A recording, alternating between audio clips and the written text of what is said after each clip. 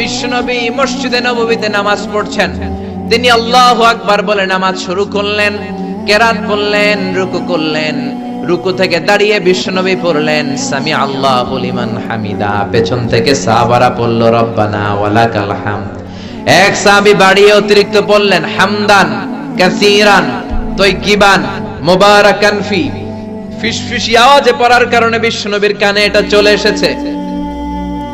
নামাজের পর বিশ্বনবী বললেন আমি রুকু থেকে দাঁড়িয়ে পড়েছি সামি আল্লাহু লিমান হামিদা, তোমরা পড়ার কথা ছিল শুধু রব্বানা ওয়ালাকাল হামদ, কে যেন একজন ফিসফিস আওয়াজে পড়েছো হামদান কাসীরান তাইয়িবান মুবারাকান ফি। কে পড়েছো? দাঁড়াও।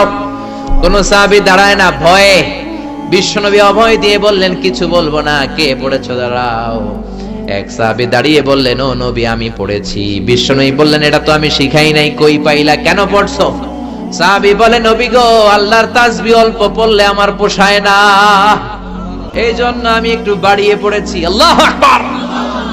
বিশ্বনবী বললেন ভয় পেও না, বিচলিত হয় না, নামাজরত অবস্থায় আমি দেখেছি বিদউ ওয়া সালাসুনা মালায়েকা, 30 জনেরও বেশি ফেরেশতা তোমার এই অতিরিক্ত তাসবিহর সওয়াবটা কে লিখে লিখে আল্লাহর দরবারে পৌঁছে দিতে পারে, তারা আকাশের মধ্যে কে আগে নিয়ে যেতে পারে প্রতিযোগিতা করছিল। আল্লাহু আকবার।